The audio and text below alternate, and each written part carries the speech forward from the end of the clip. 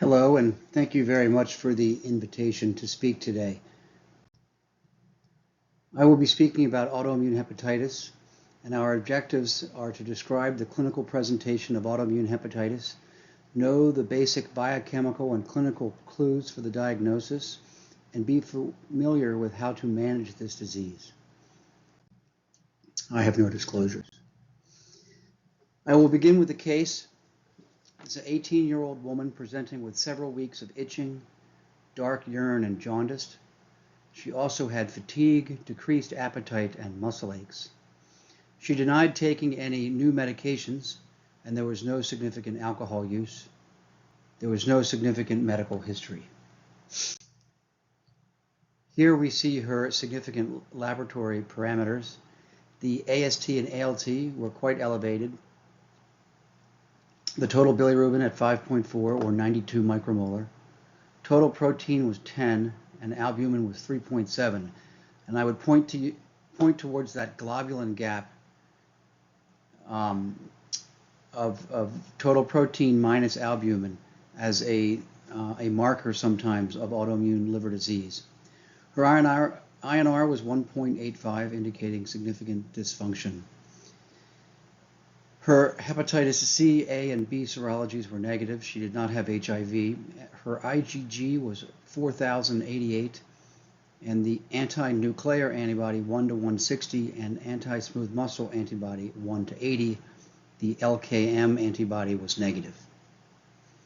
This is a classic presentation of an autoimmune type hepatitis with high liver enzymes, relatively normal alkaline phosphatase, some degree of liver dysfunction with elevated bilirubin and INR, elevated globulin gap, elevated IgG, and elevated autoantibodies in the serum.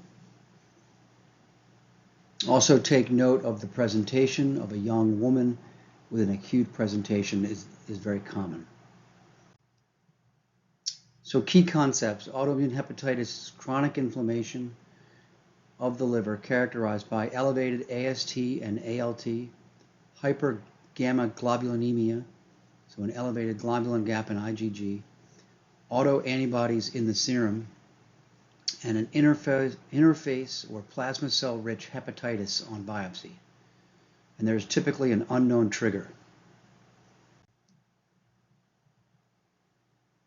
Autoimmune hepatitis lacks a signature diagnostic marker.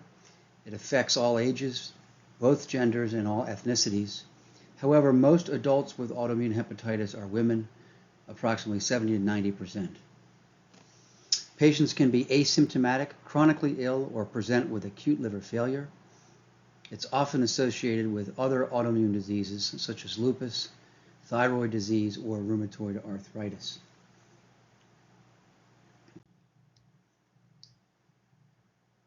I will now go through some of the classic antibodies that we find in this disease.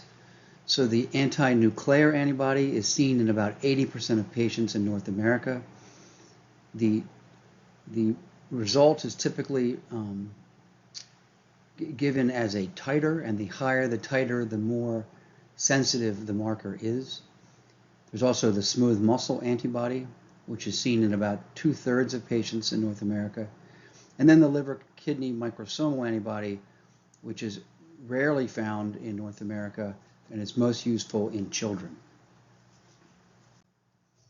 There are other autoantibodies that can be useful if there is a diagnosis in question or a challenging diagnosis. These additional antibodies can also be sent. The soluble liver antigen is also seen in type 1 autoimmune hepatitis, which is highly specific for the diagnosis, and it's associated with severe disease and risk of relapse. And then the anti-F-actin is really just positive in any patient who has a positive smooth muscle antibody, and it is also associated with severe acute autoimmune hepatitis and relapse. So there are three clinical subtypes. Type 1 is the one we see in adults with an elevated anti-nuclear antibody or smooth muscle antibody. It's striking in that almost 1/3 of patients have cirrhosis at the time of presentation, and it's also associated with some overlap syndromes of cholestatic diseases. Type 2 autoimmune hepatitis is less common. It's associated with a positive liver-kidney microsomal antibody. This is what we see in children. It can be associated with acute liver failure, and relapse is common. In terms of clinical management, there is some utility to label a patient either type 1 or type 2, and really it's that type 2, because it's in a child, the long-term immunosuppression is needed, unfortunately. Up to 20% of patients are negative for the ANA, smooth muscle antibody, or LKM, and they're designated as seronegative autoimmune hepatitis and have to be diagnosed using IgG and liver biopsy. So what causes autoimmune hepatitis? Well, the answer is we don't know. There is thought to be some cross-reactivity or molecular mimicry between epitopes of viruses, drugs, and hepatic antigens. There are some various associations between viruses, including hepatitis C, hepatitis A, hepatitis E, measles, Epstein-Barr virus, herpes simplex, as well as COVID-19. Certain drugs have also been known to trigger autoimmune-like hepatitis, such as minocycline, nitrofurantoin, diclofenac, infliximab, the statins, and the PD-1 inhibitors are an emerging cause of an autoimmune-like hepatitis, period. Herbal preparations and herbal therapies can also trigger an autoimmune-like hepatitis. So just a quick word about autoimmune hepatitis and COVID-19. So there are certainly some case reports that the actual infection can trigger an autoimmune-like hepatitis, and certainly elevated liver enzymes are very common during COVID infection. But interestingly, there's also multiple case reports of autoimmune hepatitis developing after the COVID vaccine. And my colleagues at Hopkins just reviewed this recently.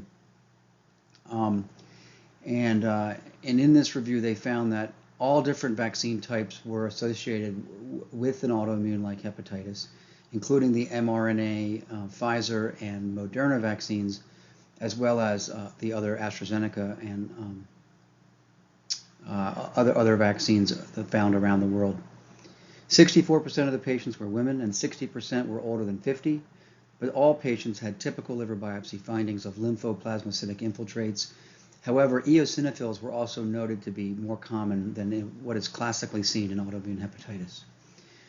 The hepatitis in all of these cases was quite impressive, with AST and ALT being greater than 500 in 90% of the cases. 86 were positive for anti-nuclear antibody, smooth muscle antibody, or both. And the hepatitis developed rapidly, typically in less than 2 weeks after the vaccine. Also, it was noted that most patients responded very well to steroids. So this is not to say that the vaccine should be used, should not be used for concern of autoimmune hepatitis, but what it should make clinicians remember is that when someone does develop a autoimmune-like hepatitis, it's possible that the vaccine could have triggered it, but also it's not a reason to not get the vaccine. So the clinical symptoms of autoimmune hepatitis are generally rather nonspecific. Easy fatigability is found in 85% of patients. They have a typical malaise and arthralgias and amenorrhea of a chronically ill patient. About 30% of patients are asymptomatic, but the absence of symptoms should not discourage treatment. There's an acute onset occurring within a 30-day period in a wide range of patients, anywhere between 25 and 75% of patients. And acute liver failure can occur in about 3 to 6% of patients. The diagnosis is made, in the patient that has elevated liver enzymes, as we just talked about, and then elevated IgG or ANA, smooth muscle antibody, or LKM. You need compatible histology, so a liver biopsy is recommended because the serologies are nonspecific and the treatment is not benign. And you must exclude other forms of liver disease, especially viral and drug-induced hepatitis, which can mimic autoimmune hepatitis. There are several different diagnostic criteria. They were first released in 1993. They were modified in the late 1990s, and then they were simplified in 2008.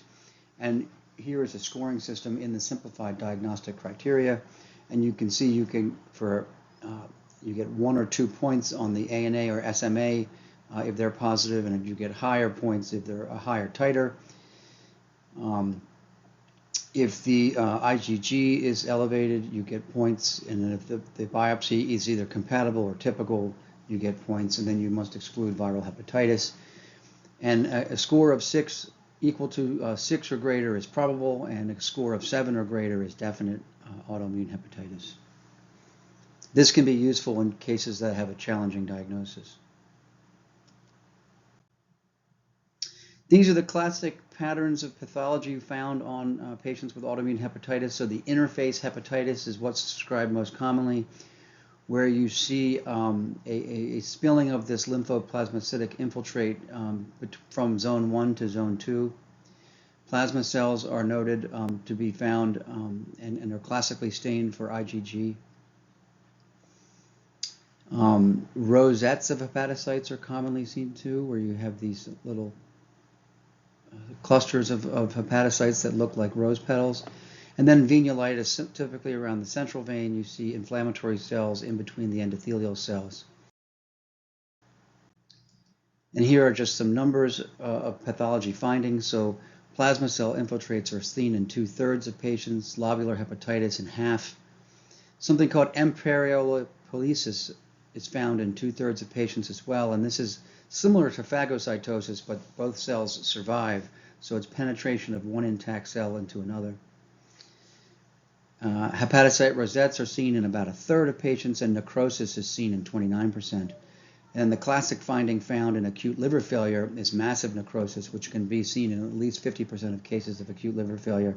And this can make the diagnosis challenging because there's so much necrosis, there's not enough liver tissue or inflammatory tissue to adequately study the tissue. So what are the treatment indications? In guideline-directed therapies, you see that AST and ALT greater than 10 times the upper limit of normal is an indication for treatment, or if you have AST, ALT greater than 5 times the upper limit of normal plus a globulin gap of greater than 2 times the upper limit of normal, or if you have a liver biopsy that shows bridging fibrosis or necrosis. But in practice, many of us would treat patients who just have liver enzymes 2 times the upper limit of normal and an interface hepatitis on biopsy. And mild to moderate disease should be individualized, especially in patients that are pregnant and those that have already developed cirrhosis and in children. So treatment with immunosuppression is typically very successful with good long-term survival rates.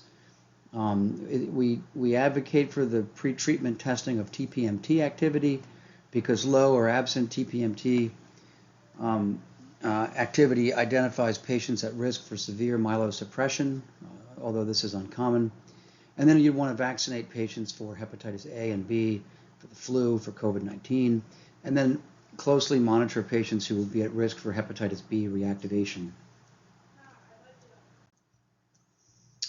So the treatments, the hallmark, the common treatment is prednisone, 20 to 40 milligrams daily. This is typically 0.5 to 1 milligram per kilogram per day. We taper this as soon as the liver enzymes fall to normal, but many patients require minimal long-term dose of about 5 to 10 milligrams a day. The other medicine we use very commonly is azathioprine or 6-mercaptopurine, typically 50 to 100 milligrams a day or 1 milligram per kilogram per day. It's usually started after the liver enzymes have returned to near normal, and it's used for the maintenance of long-term remission. And again, I mentioned the TPMT activity should be measured.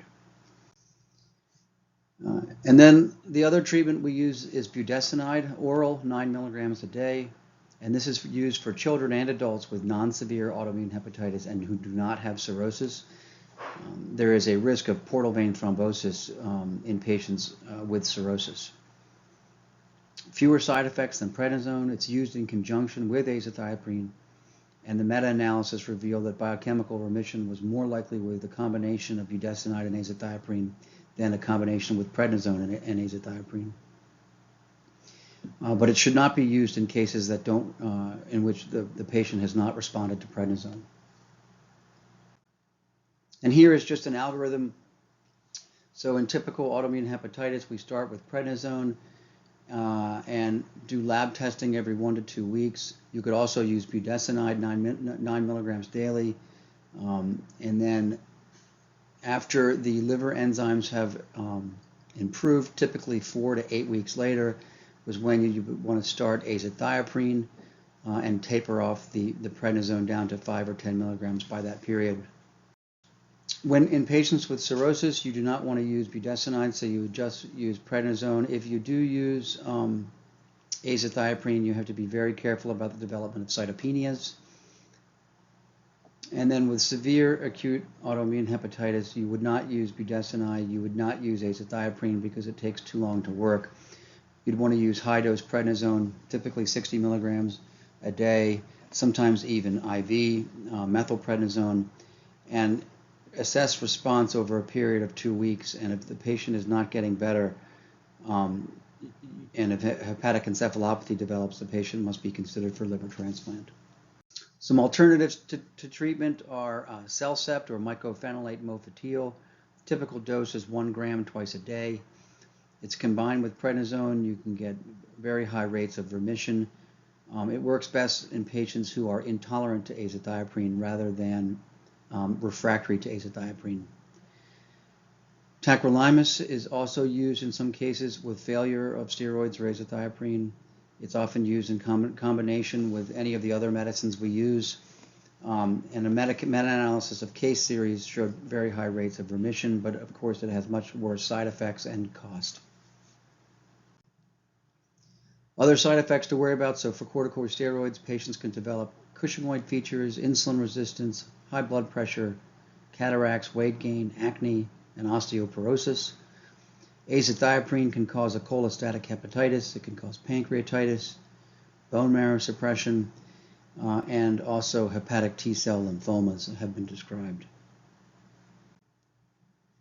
So what are the endpoints of treatment? Well, remission, biochemical remission would be normal AST and ALT and globulin gap for 2 years. You want to have normal or minimal inflammation on biopsy. After about 18 months of therapy, about 2/3 of patients will be in remission, and after 3 years, about 80% of patients will be in remission. You typically wean off the prednisone first, and then azathioprine reduced or stopped over a period of weeks to months. And both the EASL and AASLD recommend at least 2 years, maybe even 3 years of biochemical remission before considering weaning medications. Relapse is common. It occurs in 50 to 87% of adults and 60 to 80% of children, but that number is cut to only about 46% of patients if the labs are normal for more than 2 years.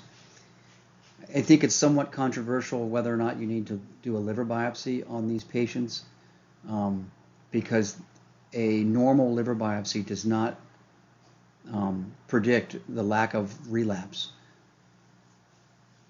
Half of patients will relapse within 3 months of stopping medications, but almost all will respond to the same therapy that worked before. Other management of patients with autoimmune hepatitis includes screening for thyroid disease and celiac disease at the time of diagnosis. In patients who are on long-term immunosuppression, you want to screen them for skin cancers, cervical cancers, and other common cancers. In patients on long-term prednisone, they should be screened for osteoporosis with bone density exams, vitamin D25 hydroxy levels, and then give them vitamin D and calcium supplements. There are some overlap syndromes that are important. Autoimmune hepatitis overlap with primary biliary cholangitis should be suspected in patients that have a positive anti-mitochondrial antibody, elevated alkaline phosphatase, and bile duct lesions on biopsy. And these patients would also have features of autoimmune hepatitis, and you treat them with both corticosteroids, azathioprine, and ursodeoxycholic acid. There's also a overlap of autoimmune hepatitis and primary sclerosing cholangitis. sometimes called autoimmune sclerosing cholangitis in children. And this is patients who have autoimmune hepatitis and then typical features of PSC on imaging or on biopsy. There is a risk of liver cancer with autoimmune hepatitis, but in general, this is a lower risk than other liver diseases because typically the patients are younger and they're women. But fibrosis should be assessed with either a FibroScan or a biopsy, and patients with cirrhosis are at increased risk with about a 1 to 2% annual incidence. Risk factors for liver cancer in autoimmune hepatitis cirrhosis are older age, greater than 50, men, duration of cirrhosis for more than 10 years, immunosuppression for more than 3 years, and concurrent alcohol use. And patients with autoimmune hepatitis and cirrhosis should be screened for liver cancer every 6 months. So in summary, autoimmune hepatitis is a chronic hepatitis that can sometimes present acutely. You get high liver enzymes, a globulin gap, and elevated IgG.